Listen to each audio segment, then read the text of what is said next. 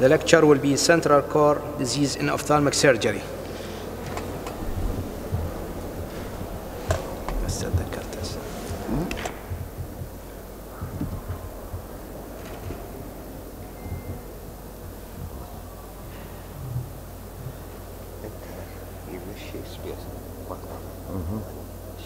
أدوس انتر. اوكي ممنون.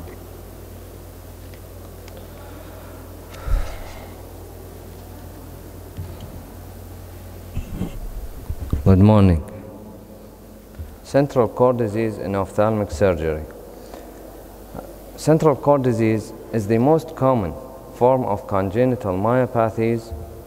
It shows an autosomal dominance affecting both sexes equally. The name comes from the histochemical appearance of cylindrical cores of absent oxidative enzyme activity, the mitochondria, running down the whole length of the type 1 muscle fibers.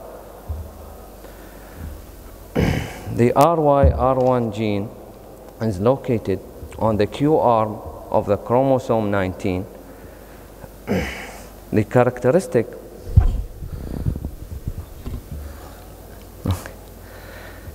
characteristics of skeletal muscle fibers in this disease is that they have an inactive, a metabolically inactive core devoid of metabolic enzymes. Here we have the skeletal muscle fiber stained with an oxidative dye with a hypopigmented center. That means the dye is not taking in the part where it is devoid. The disease is slow or non-progressive, affecting the trunk, proximal lower limbs, ocular muscles, and muscles of the face. Patients tend to have a normal lifespan. The clinical features are variable, ranging from mild weakness to profound hypotonia, flexion contracture stiffness, and muscle weakness. Children tend to have a delayed milestone, motor milestone.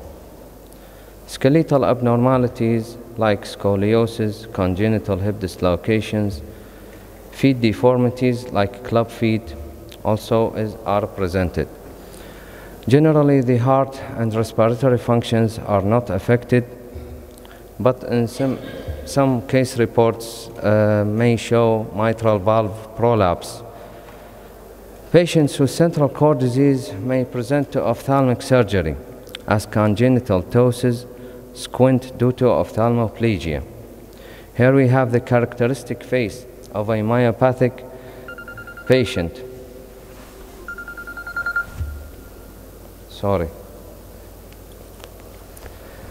In which the child is not able to bury his eyelashes despite his best efforts. These patients are liable to develop life-threatening malignant hyperpyrexia when exposed to inhalational anesthetics. Diagnosis is usually an accumulative diagnosis which has the physical examination establishing the muscle weakness, a muscle biopsy to show the characteristic histopathologic appearance, the genetic demonstration of the RYR1 gene mutation. Anesthetic considerations in patients with central core disease, RYR1 gene mutation, it is prudent to avoid volatile anesthetics due to known association with malignant hyperpyrexia syndrome. Careful preoperative evaluation and workup by a cardiologist if cardiac involvement is suspected, minimal use of non-depolarizing muscle relaxants, regional anesthetic techniques for post-operative pain management in order to reduce opiate administration and accompanying respiratory depression. The most important complication is a fatal malignant hyperpyrexia episode. Malignant hyperthermia and core myopathies are primarily disorders of calcium regulation in skeletal muscle. Different R1 gene mutations cause different clinical consequences, 60% of which make malignant hyperpyrexia susceptible patients. First-degree relatives have 50% probability of malignant hyperpyrexia. The RYR1 gene is a very large gene. Here we have the hotspots of a mutation, the three hotspots, which are regions 1, 2, and 3, which are responsible for the central car disease. Also, we have the whole mutations, the whole range of mutations, which make malignant hyperthermia susceptible patients. Prevalence of the disease. Well, prevalence is variable at best. Pediatric patients, we have ranging from 1 in 10,000 to 1 in 200,000.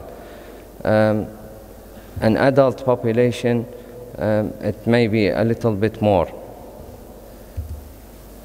Triggering drugs, inhaled anesthetics, succinylcholine. Malignant hyperthermia may not occur after every exposure to triggering drugs. The mechanism is sudden, uncontrolled increase in intramyoplasmic calcium, which leads to sustained muscle contraction and aerobic and anaerobic hypermetabolism, which leads to increased oxygen consumption and CO2 production, producing severe lactic acidosis and hyperthermia.